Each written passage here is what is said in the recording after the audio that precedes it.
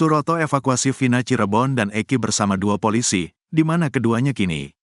Satu di antara saksi kunci kasus pembunuhan Vina Cirebon dan Eki, Suroto mengaku bersama dua orang polisi ketika mengevakuasi kedua korban. Ketika itu, kata Suroto, meski banyak orang di sekitar TKP, namun tak ada yang mau membantu. Sehingga ia berinisiatif menelpon Polsek Talun untuk membantunya evakuasi Vina Cirebon dan Eki. Diketahui, Vina adalah gadis 16 tahun asal kampung Samadikun, Kecamatan Kejaksan, Kota Cirebon, Jawa Barat, yang tewas bersama kekasihnya, Eki, di Jalan Raya Talu, Kecamatan Talun, Kabupaten Cirebon, Jawa Barat pada Sabtu tanggal 27 Agustus tahun 2016.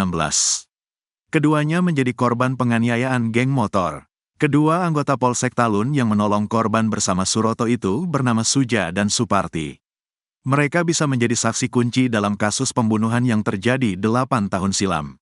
Lantas di mana keberadaan kedua polisi tersebut kini? Suroto mengatakan, kalau kedua anggota polisi itu kini sudah pensiun. Sayangnya, ia tak menjelaskan apakah satu di antaranya tahu dengan korban. Dibawa ke rumah sakit pakai mobil patroli polisi, ungkapnya. Suroto mengatakan bahwa pada malam itu Mel-Mel tidak ada di lokasi penemuan Vina dan Eki. Tidak ada, Mel-Mel, kata Suroto. Menurut dia, saat itu yang membantunya mengangkai kedua korban adalah anggota polisi dari Polsek Talun. Diungkap Suroto, saat itu banyak pengendara yang lalu lalang namun tidak ada yang berani menolong korban. Suroto yang merupakan perangkat desa pun langsung berinisiatif mengecek kedua korban. Ia memastikan bahwa pada malam penemuan itu, Eki sudah meninggal dunia. Eki sudah tidak bernapas, yang perempuan masih hidup. Dia, Vina, selalu minta tolong, tutur Suroto. Suroto lalu menghubungi Polsek Talun untuk mengabarkan peristiwa itu. Tak lama, dua anggota polisi datang ke TKP. Diakui Suroto, saat evakuasi, dirinya hanya dibantu dua anggota polisi itu saja. Ngangkat korban laki bertiga aja, korban perempuan 3 aja, saya dengan anggota kepolisian 2 orang, ungkapnya. Pegi Setiawan bisa bebas Susno Duaji menilai kalau kesaksian Suroto lebih masuk akan dibandingkan dengan pengakuan Aep dan Mel-Mel.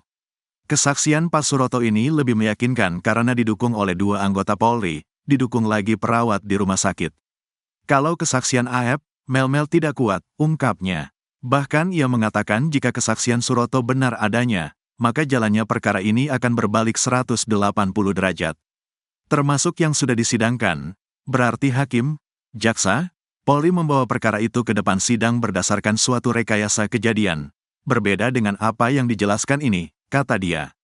Untuk itu Susno Duaji menyarankan agar Polda Jabar bisa turut memeriksa 2 anggota Polsek Talun yang pada malam kejadian ada bersama Suroto.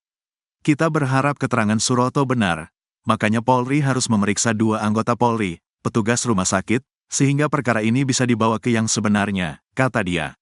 Bahkan ia menduga bahwa jika kasus ini terbuka lebar, maka akan menyelamatkan tersangka Pegi, termasuk terpidana yang sudah divonis. Maka akan selamatlah orang yang sudah dihukum seumur hidup, termasuk Pegi bebas dari tersangka. Saya yakin polisi sudah menemukan tidak kebersalahan, pungkasnya. Di sisi lain, Suroto memastikan jika di TKP tidak ada kamera CCTV. Sebelumnya beredar di media sosial tangkap layar rekaman CCTV yang menunjukkan lokasi tempat Vina Cirebon dan Eki ditemukan. Di sini, TKP, penemuan korban Vina dan Eki gak ada CCTV. Adanya tepat di pinggir jembatan yang bawahnya jalur tol milik Jasa Marga, ujar Suroto, Jumat, tanggal 7 Juni tahun 2024. Namun, ia menyampaikan ketidaktahuannya keberadaan kamera tersebut, apakah mengarah ke titik penemuan korban Vina dan Eki. Saya kurang tahu kameranya ngarah ke titik penemuan korban Vina dan Eki, atau enggak, yang jelas ngarahnya ke jalan tol, ucapnya. Ketiadaan kamera CCTV di lokasi penemuan korban menimbulkan berbagai spekulasi mengenai apa yang sebenarnya terjadi pada malam kejadian. Banyak pihak berharap agar penyelidikan lebih lanjut dapat mengungkap fakta-fakta baru yang dapat membantu menyelesaikan kasus ini. Penemuan jasad Vina dan Eki di bawah jembatan Talun terus menghebohkan warga sekitar dan menjadi perhatian publik. Hingga kini, kasus tersebut masih menjadi perbincangan, khususnya terkait dengan langkah-langkah keamanan dan pengawasan di sekitar area tersebut. Sebelumnya, Suroto memberikan kesaksian terkait penemuan jasad Eki dan Vina yang tergeletak di jembatan Talun pada tahun 2016. Kejadian tersebut terjadi pada malam hari sekitar pukul 22 waktu Indonesia Barat saat Suroto tengah melakukan ronda di wilayah yang sering terjadi pembegalan. Ya, saya jelaskan kronologinya. Jadi saya setiap hari pada tahun 2016 lalu sering berada di Polsek Talun sejak pukul 20 waktu Indonesia Barat. Tujuannya untuk berjaga dan berkeliling, karena pada waktu itu di wilayah sini, Talun, sering terjadi penjamretan atau pembegalan dengan sasaran orang pulang kerja atau perempuan, ujar Suroto. Pada malam itu, kata dia, cuaca gerimis dan Suroto melihat kerumunan orang di jembatan Talun. Ketika mendekat, ia menemukan dua orang tergeletak di dekat median jalan. Jasad laki-laki ditemukan sekitar 2 meter dari median jalan, sementara jasad perempuan berada sekitar 5 meter ke arah sumber. Pertama, jasad laki-laki itu berada sekitar 2 meter dari media jalan mengarah ke tengah jalan. Nah, lalu jarak sekira 5 meter ke arah sumber itu titik perempuannya, dekat tiang lampu, waktu itu belum tahu kalau namanya Vina. Lalu jarak sekira 5 meter lagi di ke arah sumber lagi tergeletak motornya, ucapnya. Saat itu juga, Suroto mencoba memeriksa kondisi kedua korban. Pertama, yang saya lakukan pegang jasad laki-laki. Saya tanya, "Dedek itu sudah enggak?" Jawab. Langsung saya vonis saat itu ini sudah meninggal. Lalu, saya ambil, copot tali, helm karena ikatannya mencekik ke leher, saya copot. Terlihat, wah ini benar udah meninggal, karena berdarah banyak dan ngalir dari kepala dan dari badan, jelas dia. Pria berusia 50 tahun itu kemudian fokus ke korban perempuan yang masih hidup dan meminta pertolongan. Karena waktu itu, korban laki-laki, saya anggap sudah meninggal, saya langsung fokus ke perempuan, karena dia masih hidup, bilang tolong, tolong. Kata saya, iya dek, sabar ya mobilnya, Ranger kepolisian, lagi meluncur ke sini, nanti diantar ke rumah sakit, katanya. Tidak lama kemudian, mobil polisi tiba dan mengevakuasi korban ke RSD Gunung Jati. Suroto membantu mengangkat korban bersama polisi. Saya saat itu ngangkat korban bertiga aja sama polisi.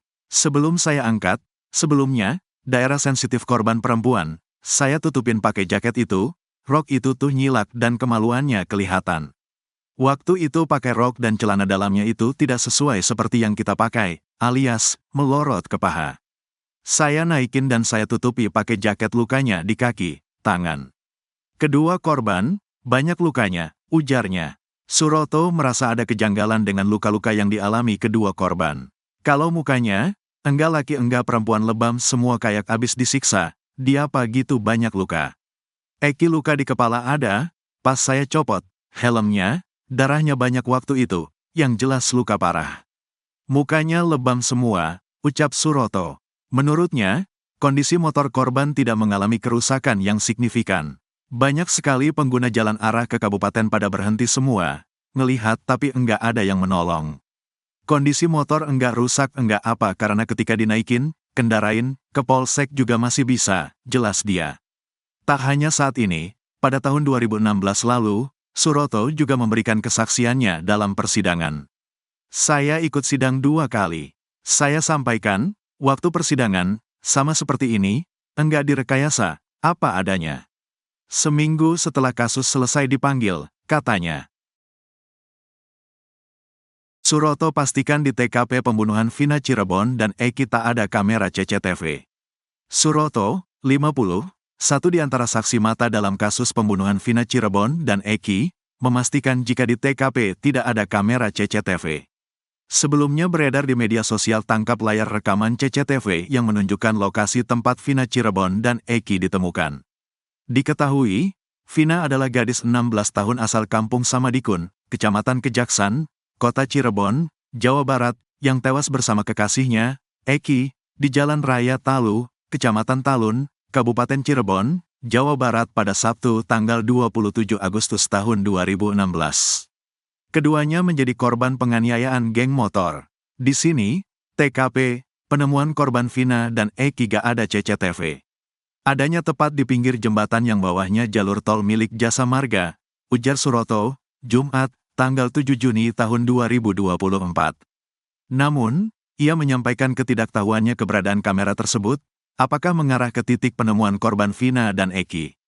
Saya kurang tahu kameranya ngarah ke titik penemuan korban Vina dan Eki, Atau enggak, yang jelas ngarahnya ke jalan tol, ucapnya. Ketiadaan kamera CCTV di lokasi penemuan korban menimbulkan berbagai spekulasi mengenai apa yang sebenarnya terjadi pada malam kejadian. Banyak pihak berharap agar penyelidikan lebih lanjut dapat mengungkap fakta-fakta baru yang dapat membantu menyelesaikan kasus ini. Penemuan jasad Vina dan Eki di bawah jembatan Talun terus menghebohkan warga sekitar dan menjadi perhatian publik. Hingga kini, kasus tersebut masih menjadi perbincangan, khususnya terkait dengan langkah-langkah keamanan dan pengawasan di sekitar area tersebut. Sebelumnya, Suroto memberikan kesaksian terkait penemuan jasad Eki dan Vina yang tergeletak di jembatan Talun pada tahun 2016. Kejadian tersebut terjadi pada malam hari sekitar pukul 22 waktu Indonesia Barat saat Suroto tengah melakukan ronda di wilayah yang sering terjadi pembegalan. Ya, saya jelaskan kronologinya. Jadi saya setiap hari pada tahun 2016 lalu sering berada di Polsek Talun sejak pukul 20 waktu Indonesia Barat. Tujuannya untuk berjaga dan berkeliling, karena pada waktu itu di wilayah sini, Talun, sering terjadi penjamretan atau pembegalan dengan sasaran orang pulang kerja atau perempuan, ujar Suroto.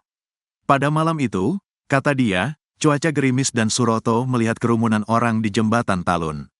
Ketika mendekat, ia menemukan dua orang tergeletak di dekat median jalan. Jasad laki-laki ditemukan sekitar 2 meter dari median jalan, sementara jasad perempuan berada sekitar 5 meter ke arah sumber. Pertama, jasad laki-laki itu berada sekitar 2 meter dari media jalan mengarah ke tengah jalan. Nah, lalu jarak sekira 5 meter ke arah sumber itu titik perempuannya, dekat tiang lampu, waktu itu belum tahu kalau namanya Vina. Lalu jarak sekira 5 meter lagi di ke arah sumber lagi tergeletak motornya, ucapnya. Saat itu juga, Suroto mencoba memeriksa kondisi kedua korban. Pertama, yang saya lakukan pegang jasad laki-laki. Saya tanya, "Dedek itu sudah enggak jawab." Langsung saya vonis saat itu ini sudah meninggal. Lalu, saya ambil, copot tali, helm karena ikatannya mencekik ke leher, saya copot. Terlihat, wah ini benar udah meninggal, karena berdarah banyak dan ngalir dari kepala dan dari badan, jelas dia. Pria berusia 50 tahun itu kemudian fokus ke korban perempuan yang masih hidup dan meminta pertolongan. Karena waktu itu, korban laki-laki, saya anggap sudah meninggal, saya langsung fokus ke perempuan, karena dia masih hidup, bilang tolong, tolong. Kata saya iya dek, sabar ya mobilnya, Ranger kepolisian, lagi meluncur ke sini, nanti diantar ke rumah sakit, katanya. Tidak lama kemudian, mobil polisi tiba dan mengevakuasi korban ke RSD Gunung Jati. Suroto membantu mengangkat korban bersama polisi. Saya saat itu ngangkat korban bertiga aja sama polisi. Sebelum saya angkat, sebelumnya, daerah sensitif korban perempuan, saya tutupin pakai jaket itu, rok itu tuh nyilak dan kemaluannya kelihatan. Waktu itu pakai rok dan celana dalamnya itu tidak sesuai seperti yang kita pakai, alias melorot ke paha. Saya naikin dan saya tutupi pakai jaket lukanya di kaki, tangan. Kedua korban, banyak lukanya, ujarnya. Suroto merasa ada kejanggalan dengan luka-luka yang dialami kedua korban.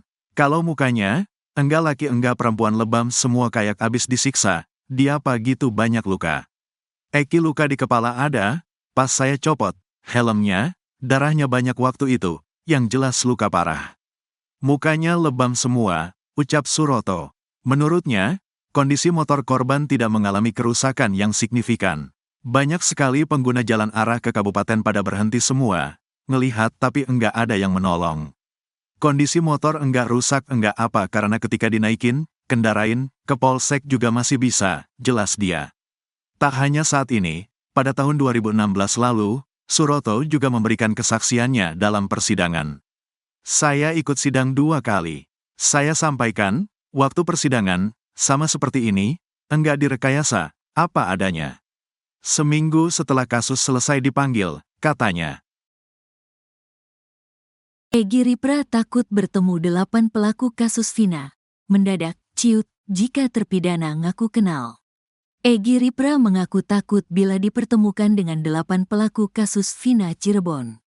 Egy Ripra tak bisa membayangkan bila 8 pelaku kasus Vina Cirebon mengaku mengenal dirinya.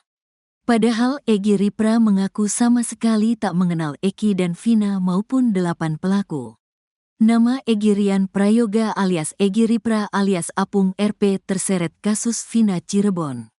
Hal itu bermula dari status Facebook Egy Ripra bersama teman-temannya. Egy dan temannya sempat menulis status tentang pelaku kasus Vina. Cuma bercanda, kata Egy Ripra. Sampai kemudian netizen mencocok-cocokkan status Egy Ripra mulai dari tahun 2016. Walau begitu, Egy Ripra berkukuh bahwa dirinya memang tak terlibat kasus Vina Cirebon. Sampai-sampai Egy Ripra didatang polisi dari Polresta Cirebon dan Polda Jabar. Polisi menanyakan soal pelaku pada Egy Ripra. Bahkan polisi sampai berencana mempertemukan Egy Ripra dengan pelaku kasus Vina. Namun Egy awalnya mengaku takut. Ia khawatir pelaku kasus Vina sudah dibriefing untuk menjadikannya sebagai tersangka. Pada Egy, polisi tersebut meyakinkan tak akan salah tangkap. Mendapat jaminan keselamatan dari polisi, Egy Ripra pun berani dipertemukan dengan 8 pelaku kasus Vina Cirebon. Sayangnya polisi masih belum juga mempertemukan Egy Ripra dengan 8 pelaku kasus Vina Cirebon.